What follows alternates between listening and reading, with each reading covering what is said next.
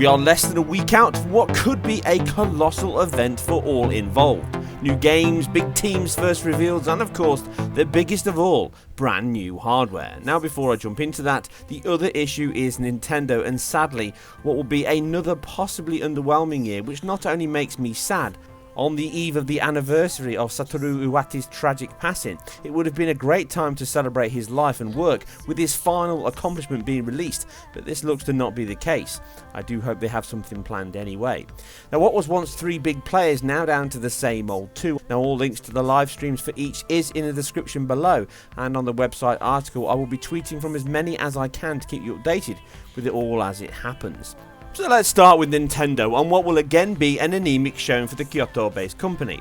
Now with obvious signs of shaking under external pressure with a March 2017 delay, most likely for upgrades and changes to the final specs of hardware, point to some trouble with the company's latest machine. Now this is not a shock, as brand new fabrication techniques along with final choice is always a moving feast, and I'm confident they are not the only company balancing the release schedule with all the options available. We should not worry, as Nintendo is financially very sound and is not desperate for a new machine to revive its fortunes, but in terms of mindshare and market relevance, it most certainly is thinning on top. VR is the possible big ticket item this winter and beyond, with a delay seemingly highlighting the lack of this in the plans, and thus a change of strategy and also final specifications.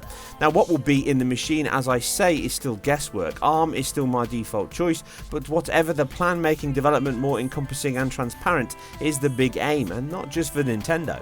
Now this leaves us with 2 Zelda games as the highlight, with a long demo to show these off in detail, a dual release on Wii U and the new NX hardware.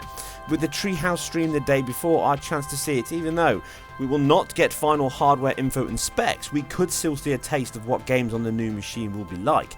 Now open world is ticked, free choice with a focus on the old dungeons and puzzling portion of the game with that distinct style. This leaves Nintendo with a light roster of titles, but we all know that Zelda is a big thing to show, and even though the pickings may be slim, it could become a large talking point from E3. Now aside Monster Hunter and Pokemon showings, expect little else from the big end until late in the year, or even next. Now last year was a success for Team Xbox, as it slowly tries to rebuild the trust and faith of gamers, and even more so the brand of Xbox. This is the key part, and as I predicted nearly 2 years ago, the place they were headed as they chased a hardware agnostic ecosystem. Now this included my PC cross-launch predictions, and if anything, I was overly conservative with the timescale on this. Even if it has angered some, it really is the best way to expand, and in a market it knows well. UWP is growing and becoming more stable. The tools, options and choice it has only makes it easier for developers to publish titles, but I've covered much of this already. Suffice to say that the hypervisor construction with VMs has helped drive these plans and the expansion it offers, with Xbox 360 BC being a prime example of its benefits that I've covered in depth with an increasing range. Quantum Break was the start of what Forza 10 and Killer Instinct continue, which is the write once run anywhere mantra, not from Java, but the same plan, with improved security, curated centralized management and easy deployment, along with reduced development costs and even better tools. Consoles have always had much better debugging and profiling tools available to developers, and this change allows much of these to move across, helping profile hardware and issues much better. This cannot be under-egged, as it is vital.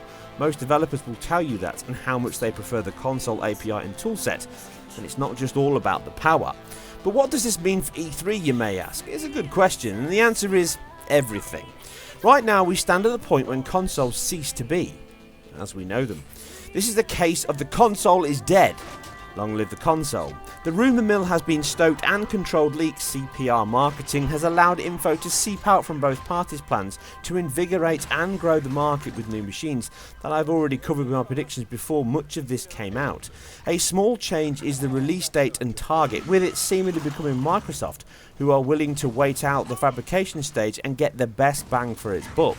The new machine, codenamed Scorpio, is looking to launch in 2017 and be a sizable leap over both Xbox One, PS4 and even the rumoured Neo. I will cover both machines in detail shortly, but the short version here is do not worry about which CPU they choose or the GPU. Both these machines are looking to offer choice with an option for upgrades, prolonging the life cycle, easing the cost and time to market, but more importantly promoting the brand. Microsoft need a new machine to enable VR, and this will be the exact reason behind this machine. If you want VR from Oculus, you need the Scorpio, or a PC obviously. All normal games will still ship on Xbox One, but this new machine will benefit from upping the visual ante to the level of a top-end PC. It will become the poster boy of all game advertising. I do not expect this to be revealed in any way here, mostly because I do not believe it will be in a finalised state as yet, and thus far too soon to show. This does not count out a reference to new hardware with its longer-term plans though. I expect some exclusive showings with the new Forza Horizon 3 being presented here, a possible showcase in addition to Crackdown and its open beta, and I feel that Scalebound will receive much fanfare with a good demo of the game, and I think it will become a spearhead title for the new machine next year when it launches. Other titles should offer up treats from Rare's MMO Sea of Thieves, delivering some of the best water effects yet seen with an open world pirate tale, Gears 4 to have a big demo showing off large portions of the single player along with feedback from the multiplayer and how they are improving the game based on that, and its 1080-60 target. Some new info on last year's Recall now with playable sections on show, and from the art style it has a good chance to impress, just no CGI this time guys. I also expect an EA deal with a new Mass Effect 4 to come, with all three now on backwards compatibility since the multiple disc update. This should have a stage demo in addition to Battlefield 1 and maybe a third party exclusive in Dead Rising 4 and or its own State of Decay title.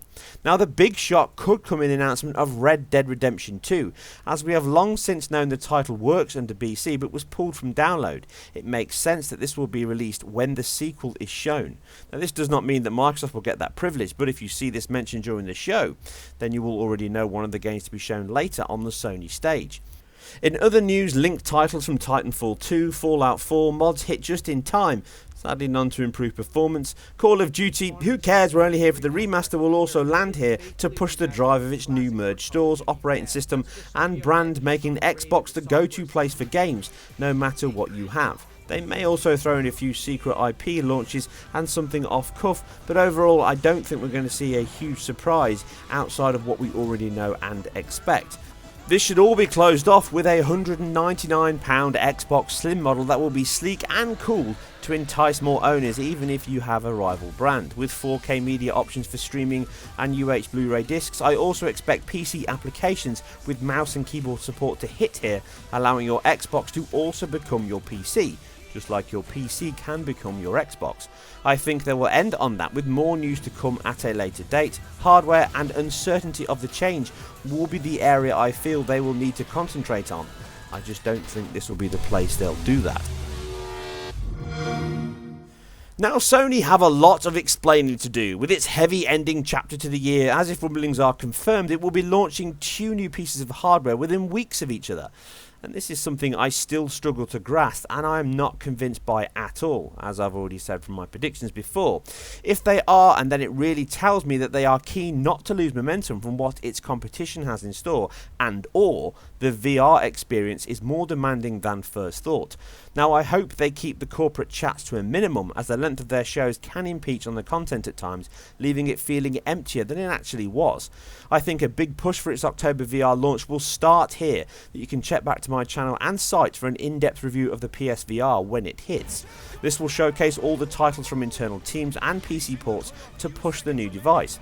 Now having used it myself, I was impressed with the quality and ease of use the device has.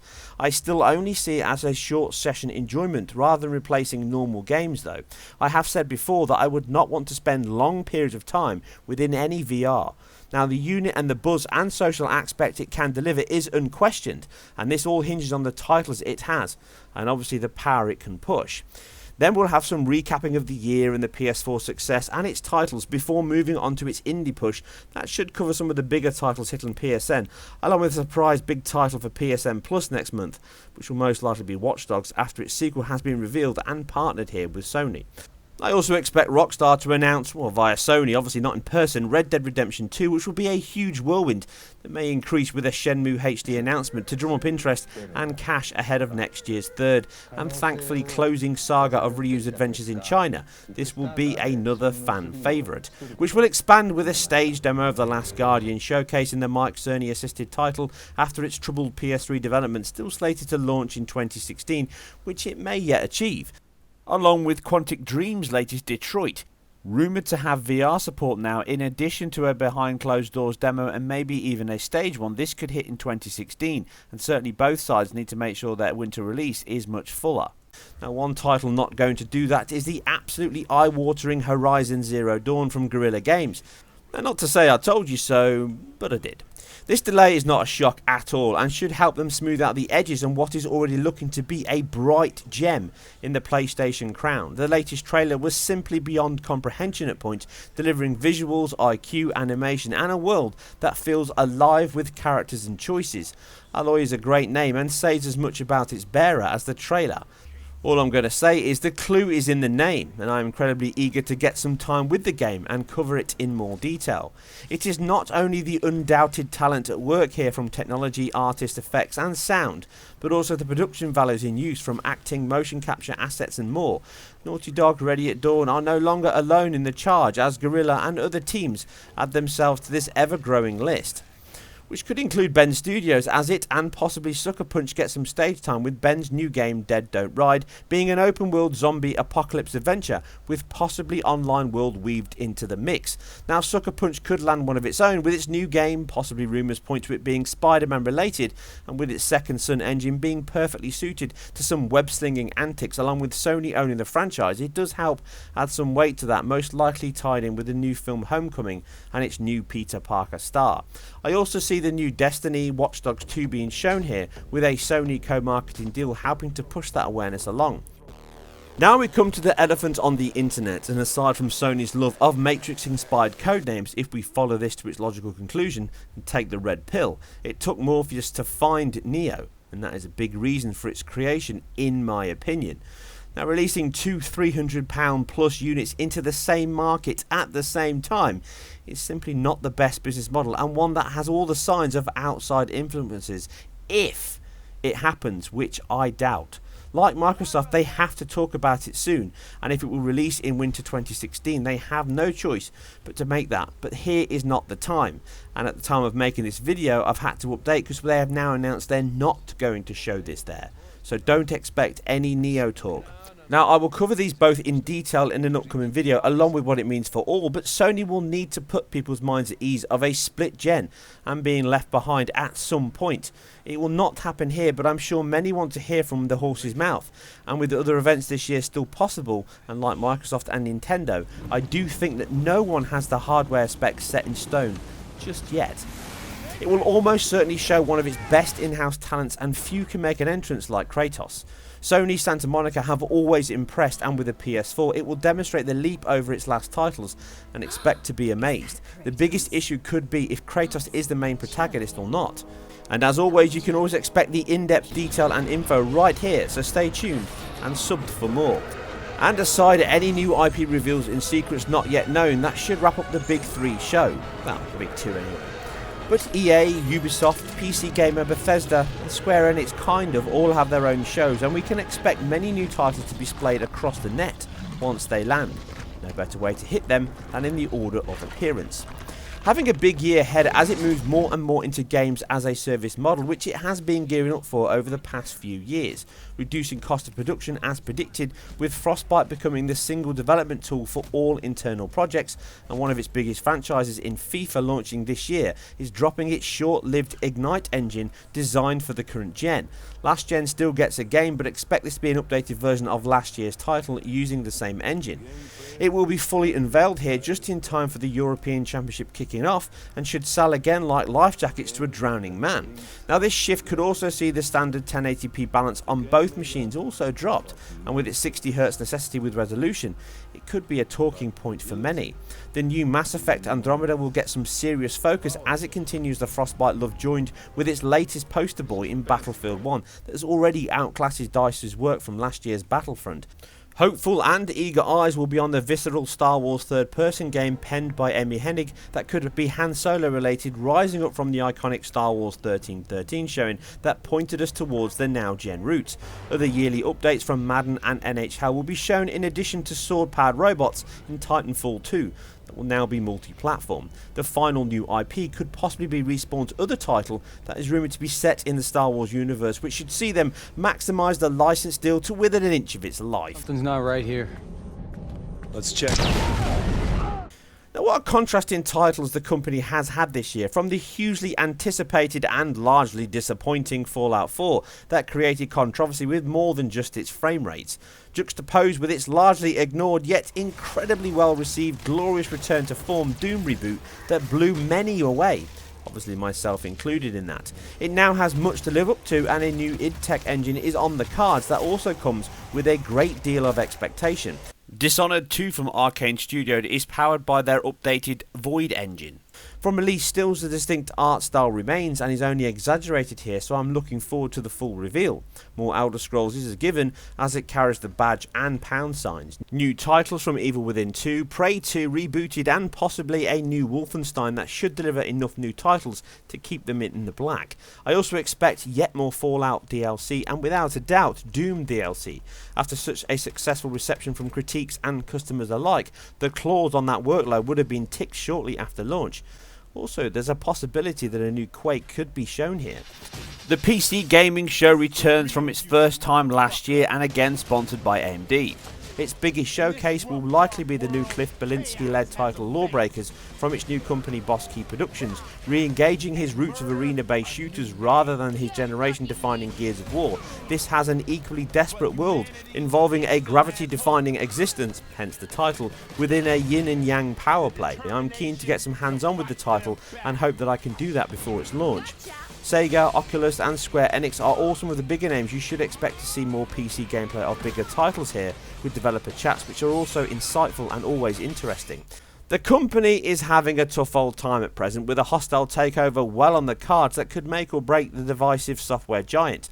Hosted again by the charismatic Aisha Tyler, it should deliver again on new titles, and her effervescent delivery is always enjoyable. Last year's reveal Ghost Recon should have a more detailed look here with some on-stage demos, and even though the latest trailer may not have set the world alight, it still has the possibility to be a great title. For Honor is possibly one of the most forgotten games ever, and its gameplay, online play and arena-based AI in human battles is another sign of the risks the company takes. Powered by Anvil Next from Unity, Rainbow Six and more fame, it certainly is a looker, with its latest IK integration and animation being of particular praise. Watch Dogs 2 has always been a given here, and with the long overdue delay of a new and rebooted AC game for next year, this had to land to fill the slot. The recent reveal paints a decent picture of where the game is headed, and even though I am personally not loving the new direction and style, I'm still very interested to cover in more detail shortly. The Division is a game that has been troubled since reveal, and from the frankly mind-boggling decisions with its online infrastructure, more DLC is incoming. Now, even though they've started to drop the banhammer recently, I just cannot fathom why it's taken them so long to react to this, which is a huge problem. I really enjoyed my time with the game and its impressive Snowdrop engine, but as an MMO, it has far too many holes to keep me rooted, and this is something I feel the updates and sequel will need to categorically address. I am sure a few other smaller titles will be shown, ending with a new IP, which at this point could be one of many, the most likely being the Pirates at Sea Online, born from Assassin's Creed Black Flag, but we will have to wait and see. Now, unlike last year, Square Enix will have streams and reveals on their YouTube and Twitch channel, as we have already seen from the latest Deus Ex Mankind showing. E3 will start with an hour-long Final Fantasy 15 showing and more throughout the week, covering what is a hugely anticipated game by many, and I'm in that queue. But the game's biggest sales market is the core consoles, and this is the time to alleviate the concerns, and I will be covering the game in tech much more as we build up to the release.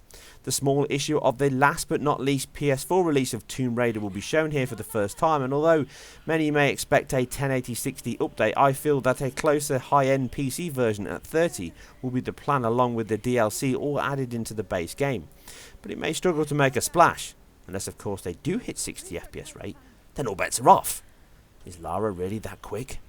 Now, I have missed many teams and titles here, and one of those teams that I am chomping at the bit at is 4A Games. From the simply incredible Metro titles, its new game may or may not be a Metro one.